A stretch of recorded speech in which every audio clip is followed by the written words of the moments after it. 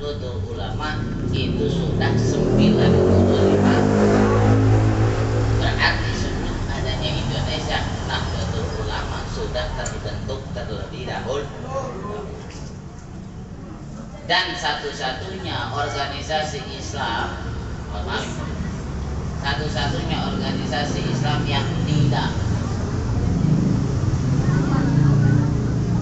yang masih mempertahankan, tidak mau mengambil kekuasaan negara Republik Indonesia adalah Nahdlatul Ulama. Maka Nahdlatul Ulama menjadi garda terdepan di dalam menjaga NKRI. Harus cinta kita kepada Nahdlatul Ulama, karena dibangun oleh siapa? Oleh para wali. Pahami itu. Makanya hati-hati.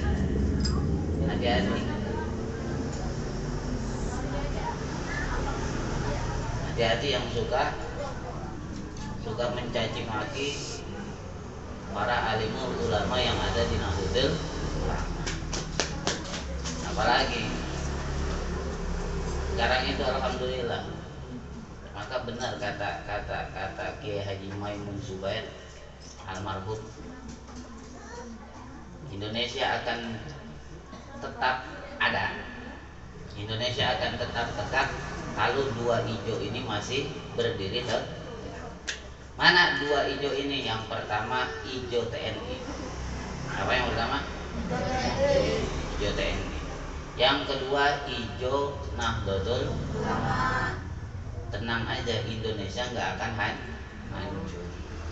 Karena target selanjutnya yang akan dihancurkan oleh orang-orang di luar Islam, orang-orang yang akan menghancurkan Islam adalah negara Indonesia. Karena negara Indonesia merupakan negara Islam terbesar di dunia, bahkan mengalahkan Arab Saudi.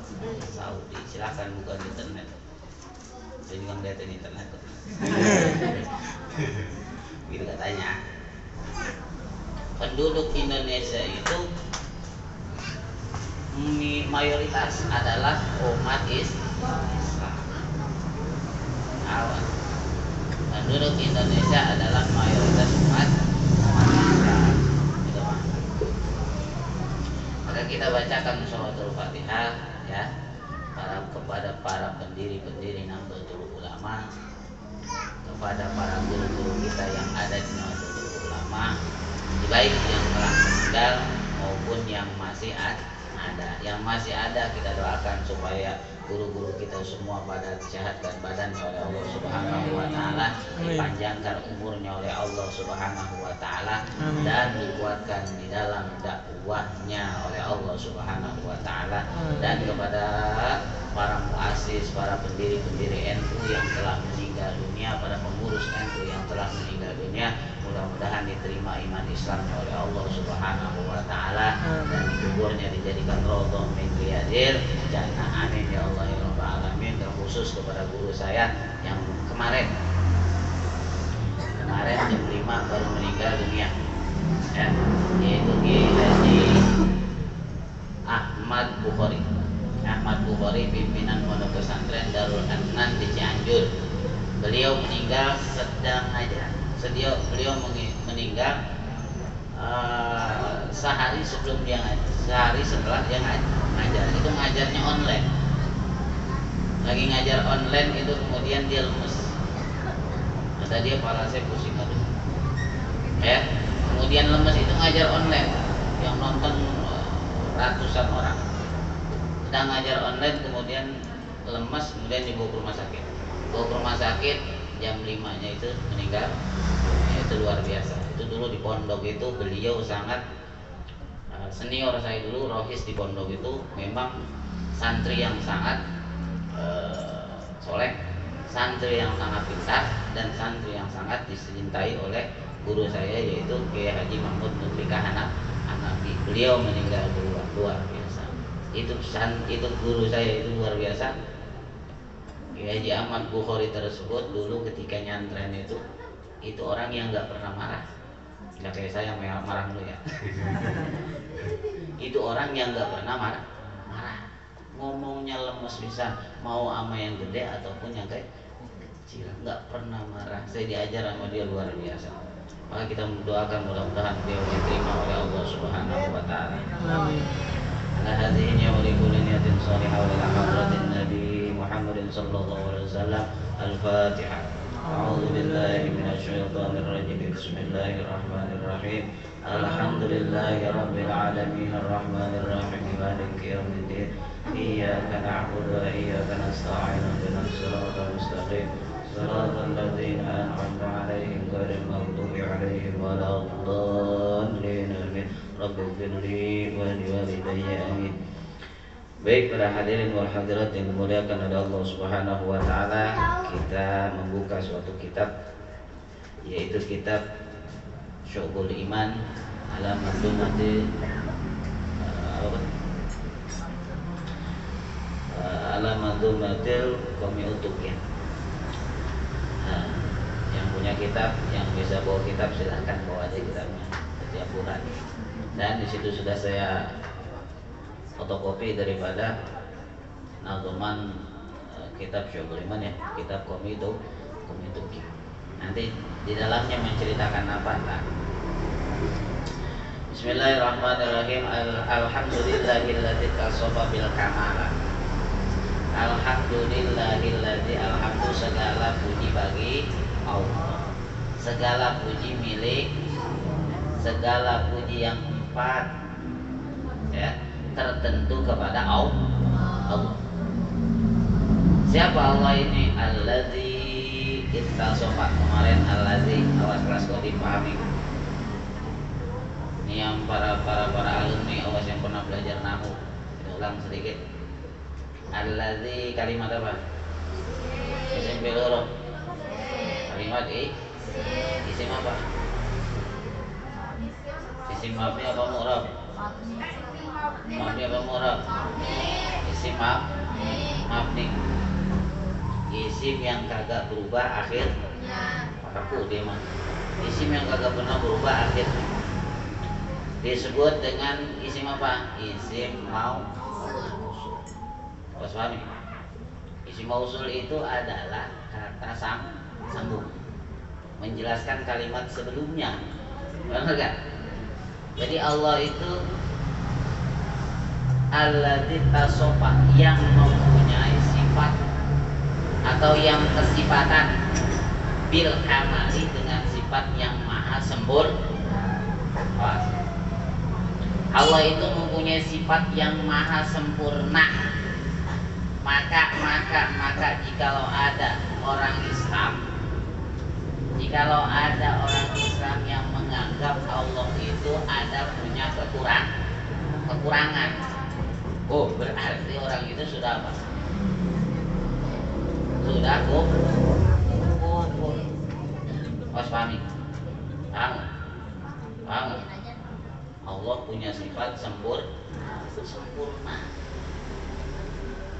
Sifat-sifat yang jelek itu tidak akan ada pada zat Allah. Sifat-sifat yang kurang tidak mungkin ada pada Allah Subhanahu. Gak ada. Tergabung di dalam sifat-sifat 20. Sifat Allah ada 20. Tidak. Sifat Allah itu tidak terbatas. Pokoknya sifat-sifat yang kurang, sifat-sifat yang buruk, sifat-sifat yang jelek itu tidak mungkin ada pada Allah. Hanya hati-hati kalau ada yang ngomong. Hati-hati kalau ada yang ngomong Allah kagak adil. Apa? Tidak mungkin. Allah adil tidak. Adil. Sholat mulu kita miskin baik. Agak ngaruh antara sholat dan gak ngaruh. Ya Allah salah kali ini. Allah salah. Tidak mungkin. Tidak mungkin. Maka di apa namanya? Maka dibacakan syair oleh Gus Dur, oleh Kiai Abdurrahman Rahman Wahid. Ya, kudu rela walau pas-pasan. Bener gak? Rela sanajan pas-pasan. Hari ini dapat, hari ini habis gitu. Gajian nyari duit kita sebulan, 2 hari habis ya. Itu rela kalau pas-pasan. Bukan Allah salah, bukan. Itu memang rezeki itu sudah ditentukan oleh Allah Subhanahu wa Ta'ala. Jadi yang harus kita pahami, yang harus kita yakini bahwa Allah itu mempunyai sifat maha sempurna. Jangan sampai kita punya beranggapan Allah itu tidak sempurna. Yang jelek-jelek jangan disandarkan kepada Allah Subhanahu, karena Allah tidak mungkin seperti wasmami. Maka pada dasarnya orang hadir ke muka bumi ini semuanya baik. Semuanya apa? Baik. Semuanya mempunyai takdir baik yang masing-masing.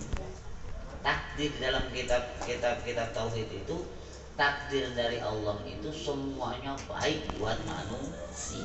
Baik, mau bagaimanapun dia mau dikasih miskin, mau dikasih kaya, mau dikasih jelek, mau dikasih cakep, mau dikasih kurus, mau dikasih gemuk, mau dikasih tinggi, mau dikasih pendek, semuanya baik untuk dirinya masing-masing. Maka jangan suka melihat orang lain, betul? Karena kita mengukurnya yang salah. Kita ngajak gua begini amat, betul? Kita ngajak coba gua kayak Syahrini, mantap kali gua. Ya enggak? Kita ngajak gua begini amat ya. Sebab apa? Bukan yang salah kitanya, salah ukurnya. Ya jelas baik. Kita diukur sama Syahrini. Yo, Syahrini. Lihat juga kita ngiler rasanya. Bener, artis sudah cakep banget, luar biasa. Emang kenapa dia cakep? Lah, mahal. Dandanannya mahal. Sepatunya berapa ratus juta. Bedaknya setiap hari setiap sebulan kesak. Bedaknya yang luar biasa. Mandinya pakai susu. Kita mandi kagak. Jangan lupa. Sendal jepit ya. Ya Allah. Bedaknya apaan tuh? Masih ada Kelly. Bukan kita yang jelek, bukan, tapi ngukurnya sama yang terlalu cakep. Gitu doang. Betul nggak? Begitu dewa. Kemudian wassalatu wassalamu, dan mudah-mudahan rahmat dan salamnya Allah ala sayyidina, mudah-mudahan tercurah limpahkan kepada siapa? Ala sayyidina, kepada Tuhan kita semua, kepada penghulu kita semua. Siapa? Muhammadin, yaitu Nabi Muhammad sallallahu alaihi wasallam. Yang bagaimana Nabi Muhammad alladzi ujila bil mukjizat, yang Allah Subhanahu wa taala telah menguatkan Nabi Muhammad bil mukjizat, dengan segala mukjizat yang Allah berikan kepada Nabi Muhammad. Nabi Muhammad diberikan mukjizat, betul. Semua nabi diberikan mukjizat, betul. Seperti Nabi Musa diberikan mukjizat oleh Allah Subhanahu wa taala, apa? Dapat membelah laut, kemudian merubah tongkatnya itu menjadi apa? Menjadi ular. Mukjizat itu sesuatu perkara yang sangat luar biasa, peristiwa yang sangat luar biasa yang tidak bisa dijelaskan oleh akal pikir. Maka jangan berbicara mukjizat kemudian dimasukkan ke dalam akal pikiran kita sekali, nggak bisa. Mana ada tongkat dibelah perut, kemudian laut jadi terbelah? Bohong itu. Ada yang mengatakan begitu? Ada yang mengatakan begitu? Nggak ada. Kecuali orang-orang kafir yang nggak percaya mukjizat. Orang Islam percaya dengan mukjizatnya nabi kita, percaya. Nabi Muhammad yang segitu hebatnya, mukjizatnya apa? Dapat membelah bulan, turun bulan dari atas langit, kemudian terbelah dua, masuk ke dalam gamis yang kanan, satu lagi terbelah kemudian masuk ke gamis yang kiri, keluar lagi, nyatu lagi, naik ke atas langit. Mukjizat Rasulullah Shallallahu Alaihi Wasallam. Kemudian mukjizat Rasulullah Shallallahu Alaihi Wasallam juga ketika Nabi Muhammad lagi jalan sendirian. Kan Nabi Muhammad itu diincar oleh Abu Jahal. Pokoknya kalau Nabi Muhammad sendirian, Pak, pokoknya habisin dah. Benar kan? Lagi sahabat-sahabatnya lengah, sahabat-sahabat lengah, habis Nabi Muhammad lagi jalan sendirian, diintip sama Abu Jahal. Wah, siap nih Nabi Muhammad sendirian. Ketika mau diserang sama Abu Jahal, ternyata itu apa? Nabi Muhammad di pundaknya menggotong-gotong macan yang segede gitu gede. Abu Jahal berani nggak? Kata Abu Jahal, buset, macan aja digotong. Apalagi gue ditonjok sama macan gitu kan. Itulah mukjizat yang Allah berikan kepada para nabi-nabi Allah. Untuk kepada para wali-wali Allah diberikan apa? Karomah. Nah, ini yang menjadi masalah. Ini nanti yang menjadi masalah. Kenapa? Karena banyak orang-orang Islam yang tidak percaya dengan karomah para wali, khususnya Tuan Syekh Abdul Qadir Al-Jailani mengatakan karomah itu bohong. Mana ada orang bisa terbang? Betul kan? Ada nggak banyak yang berbicara gini? Banyak. Mana ada Tuan Syekh Abdul Qadir Jailani ketika sedang mengajar di majelisnya, itu burung ngeliling di atas majelisnya, berisik banget. Ayo sampai kedengeran apa yang disampaikan oleh Tuan Syekh Abdul Qadir Jailani. Itu burung berisik banget, makanya hati-hati. Kalau bisa kayak begitu ngobrol muket.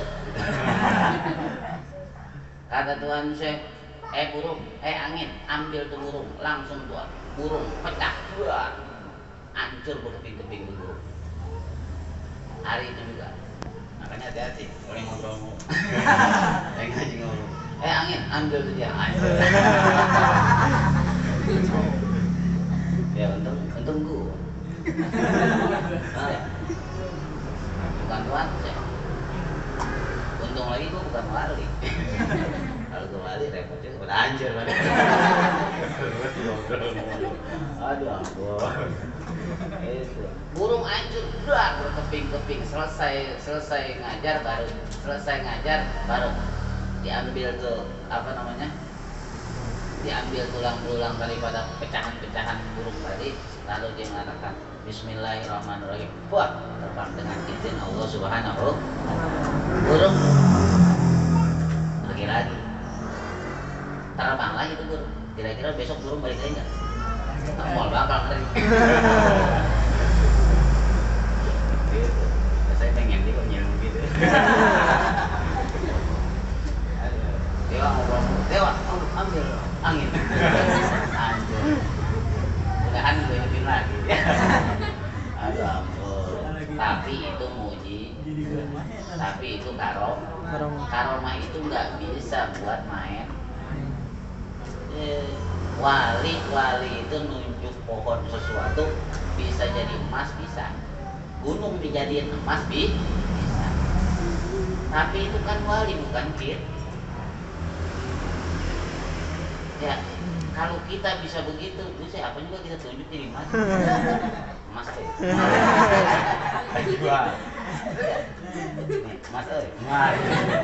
Emas tuh. Wali enggak seperti itu. Maka Allah memberikan ilmunya itu kepada orang-orang yang memang Allah khususkan, bukan kepada siapapun. Kemudian wa ala alihi wa sahbihi, dan mudah-mudahan salawat dan salam mudah-mudahan tercurah limpahkan kepada keluarga Nabi dan para sahabat Nabi. Siapa sahabat Nabi? Alladzina fa'alul hasanat, yang mereka semua adalah pelopor di dalam melaksanakan kebaikan. Awas pahami juga ini akidah yang melaksanakan pelopor kebaikan. Karena ada golongan-golongan tertentu yang mengatakan, oh Sayyidina Utsman, Sayyidina Abu Bakar, Sayyidina Utsman, Sayyidina Ali melakukan kesalahan ketika menjadi siapa? Menjadi khalifah. Sayyidina Utsman mohon maaf meninggal diracun ketika beliau menjadi apa? Menjadi khalifah, menjadi presiden kalau kata kita. Menjadi presiden diracun meninggal dunia. Kenapa? Memang ada kelompok-kelompok tertentu yang mengatakan Sayyidina Utsman itu KKN. Apa itu KKN? Korupsi, kolusi, nepotisme. Awas bukan kuliah nyata. Korupsi, nepo, keluarganya semua dijadiin pejabat dan sebagainya, hingga akhirnya orang-orang awas. Sayyidina Utsman itu siapa? Sayyidina Utsman itu murid langsung daripada Nabi Muhammad SAW, yang hafal daripada Al-Quran, hadis-hadis Nabi Muhammad hafal, kemudian selalu bersama Rasulullah SAW. Tidak mungkin Sayyidina Utsman bisa melakukan seperti itu, berbuat kecurangan, tidak mungkin.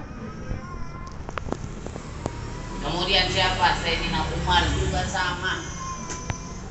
Sayyidina Umar meninggal kenapa? Karena ditusuk, karena ditoprak,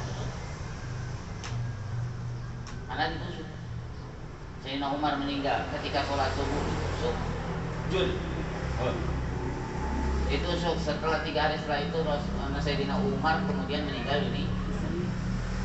Jadi imam, meninggal dunia. Oleh siapa? Oleh kelompok-kelompok tertentu. Orang Islam bukan? Islam. Kemudian Sayyidina Ali, Sayyidina Umar juga disangka tidak bisa menyelesaikan daripada terbunuhnya Sayyidina Utsman. Gak bisa menyelesaikan terbunuhnya Sayyidina Umar, tidak bisa membongkar siapa yang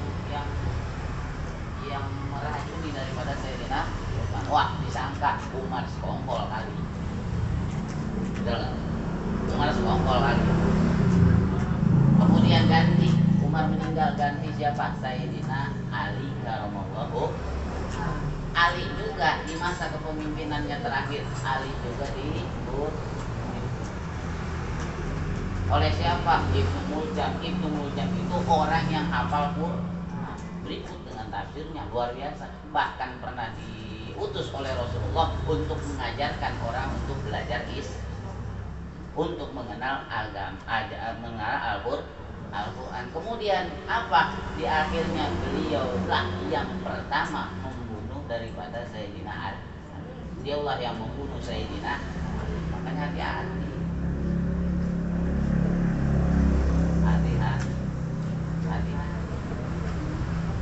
Masa sahabat seperti itu tak mungkin. Jadi kepemimpinan itu baiknya pun jangan kita beranggapan pengen punya pemimpin yang adil seadil-adilnya. Mau bisa, maka saya sering berkatakan, siapapun yang jadi pemimpin, sahabat Nabi Sayyidina Ali, disangka begitu.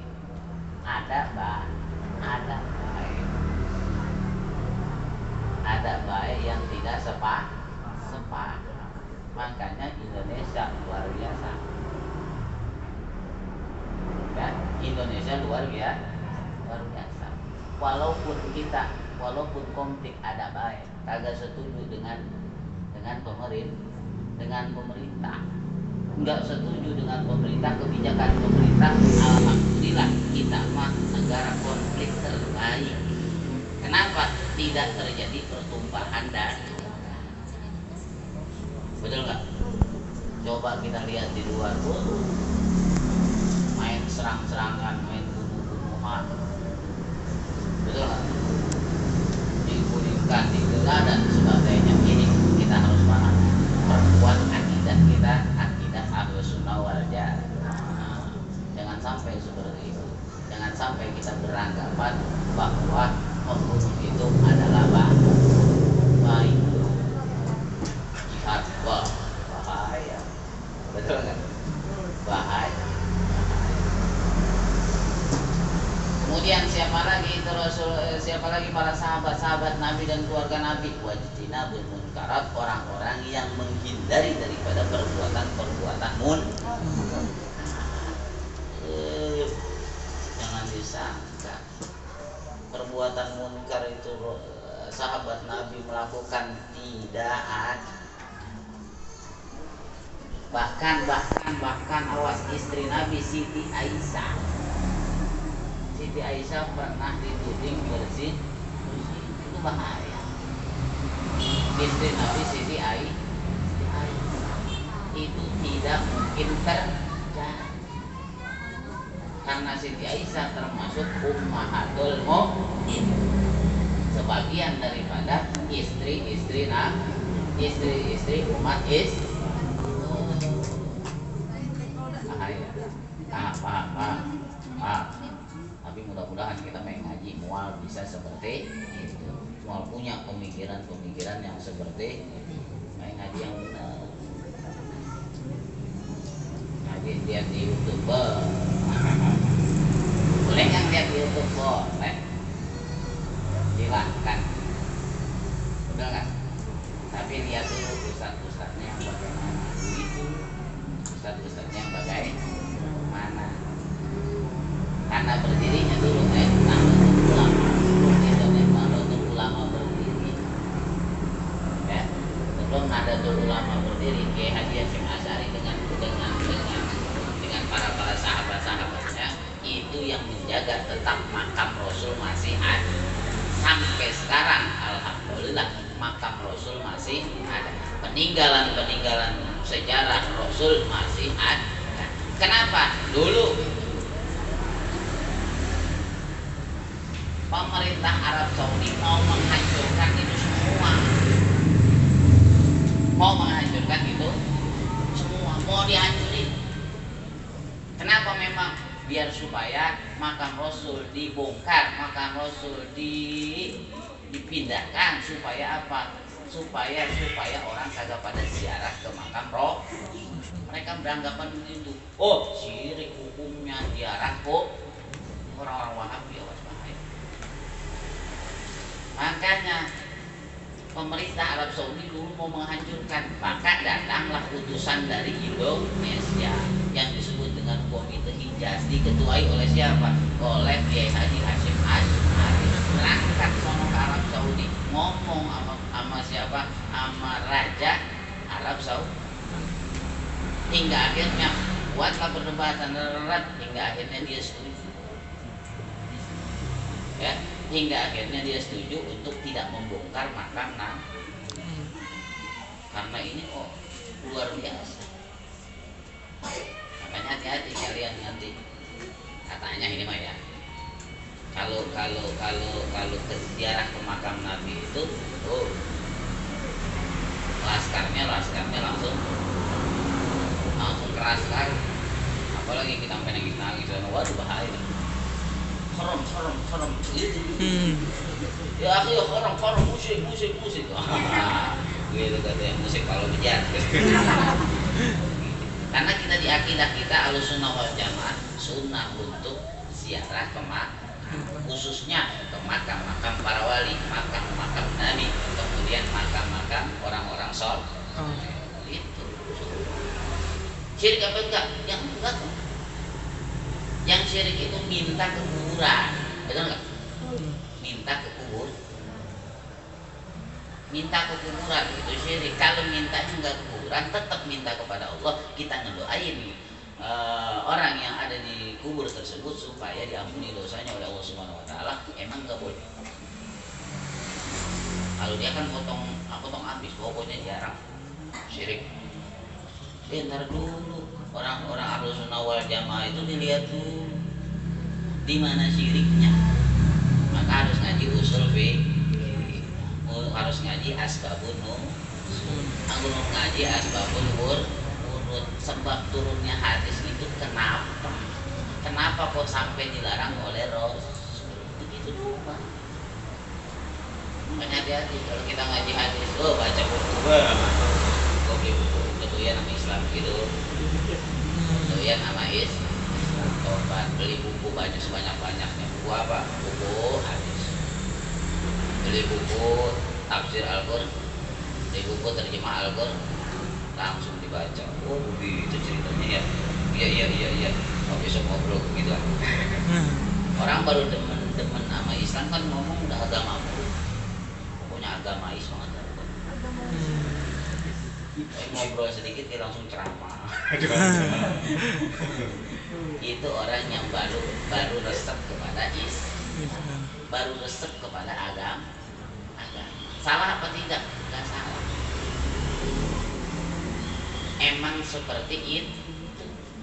Seperti dulu saya ketika resep baru belajar qasidah. Maaf dulu saya pemain qasidah gini-gini. 3 tahun saya pemain qasidah. Undangan ke sono kesini waktu di pondok. Dibayar 10.000. Astagfirullah.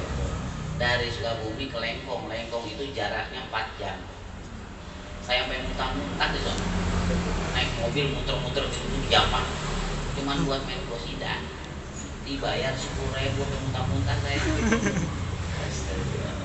Itu baru resep saya main qasidah, resep banget kan. Sampai ngimpi-ngimpi saya. Betul, lemari segini dulu ya. Pas saya bangun, lemari. Tiap hari saya begini, ngapalin. Betul. Waktu ngaji saya begini, ngapalin pukulan. Baru resep-resep. Gak bisa diem tangan saya. Sama seperti orang yang baru belajar Islam, orang yang baru resep kepada agama, orang yang baru tobat, dikit-dikit ngomong Islam, dikit-dikit ngomong agama. Boleh apa tidak? Silakan. Tapi jangan berhenti sampai di situ.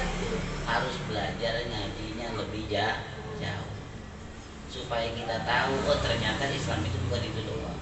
Harus belajar manteknya, harus belajar nahwunya, harus belajar sorotnya, harus belajar badai bayan ma'aninya, harus belajar tafsirnya, harus belajar asbabul wurud, asbabun nuzulnya. Kalau kita ngaji itu semua, baru kita nggak berani ngomong tentang agama berani nggak? Takut salah. Kata manteknya bagaimana ya? Belum belajar manteknya kagak. Boro-boro. Makanya kenalin dulu. Paham gitu, tapi alhamdulillah di sini mah saya lihatin kalau ngobrol nggak pernah ngobrol agama. Ngobrol kayak apa? Ada, emang belum resep. Makanya kalau dianggap sombong, ente kalau dianggap sombong bagus. Maka murid-murid saya kalau misalnya dianggap sombong buat sombong baru begitu doang. Ngomong udah agama mulut, saya bilang bagus. Berarti dia baru kebaikan, baru mau menyampai tingkat pertama di dalam agama. Dulu saya juga begitu. Ketika pulang nyantren, waduh saya juga begitu. Karena baru tahu saya, baru resep-resep. Ketika sudah naik ke tingkatan tersebut, makanya betul di dalam kitab Jurumiyah, yang pertama ulama menyebutkan ropa. Ropa ada berapa? 4. Ropa, nasab, jr, jazm. Betul? Ropa, nasab, jr, jazm. Kenapa ulama tersebut itu di dalam kitab Nahwu mengatakan ropa duluan? Rofun artinya tinggi, ropa naik. Berarti orang yang baru belajar ngaji itu biasanya punya sifat baru rajin sholat punya sifat baru rajin sodakoh punya sifat pasti nggak bisa dihindar. Nah, maka ulama-ulama mah baru sombong biasa banget. Yang kedua apa? Nasab. Kalau sudah nasab baru mulai istiqomah. Apa yang dia lakukan, apa yang dia ibadahkan, tidak ada sifat sombong lagi karena udah istiqomah. Terus-terusan sodakoh tiap hari Ngapain kalau gua mau dapat terus sombong? Ngapain gua baca Quran pengen dilihat orang? Ngapain gua ngaji pengen supaya dikenal orang? Udah istiqomah, itu nasab namanya. Yang kedua udah JR. Yang ketiga apa? Ketika nasab sudah istiqomah sudah berlanjut, langsunglah ulama menyatakan huruf apa mu'rab yang ketiga adalah JR. JR itu apa? Tunduk di bawah, tawa, rendah hati.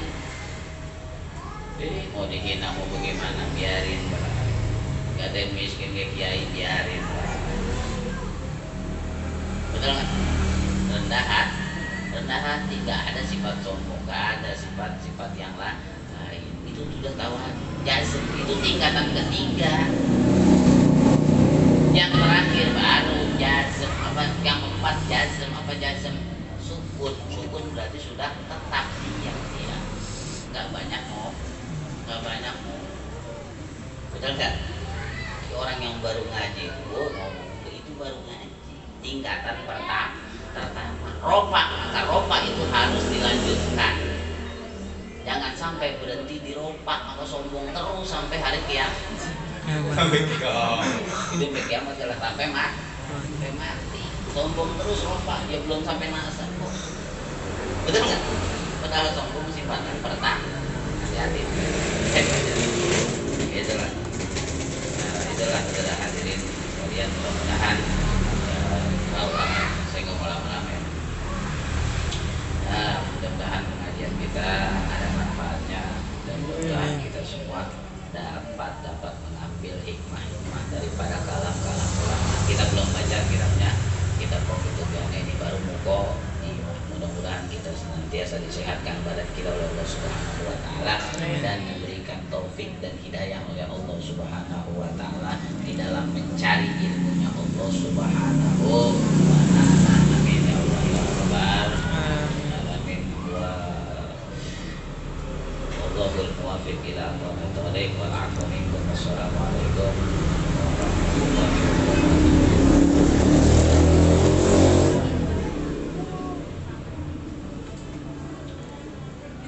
Astagfirullahaladzim, astagfirullahaladzim, astagfirullahaladzim, astagfirullahaladzim, ya Allah, alhamdulillah, ya Allah, ya Alhamdulillah, sallallahu alaihi wasallam, Muhammadin sallallahu alaihi wasallam, Assalamualaikum warahmatullahi wabarakatuh. Bismillahirrahmanirrahim. Alhamdulillah rabbil alamin. Hamdan katsiran thayyiban mubarakan hamdan na'iman wa syakiran hamdan fi ni'matika wa Allahumma shalli wa sallim ala sayyidina Muhammad wa ala ali sayyidina Muhammad sallallahu alaihi wa sallam.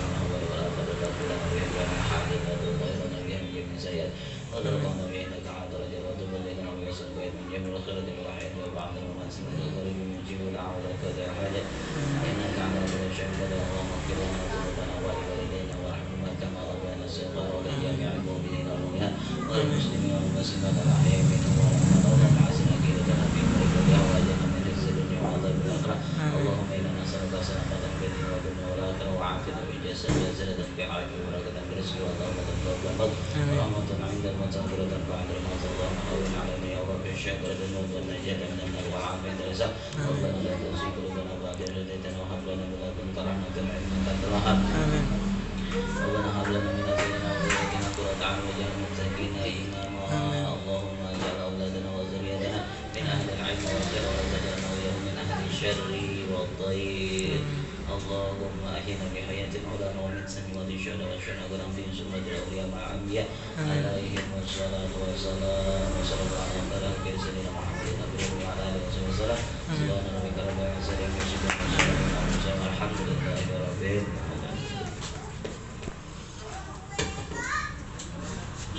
Alhamdulillahirabbil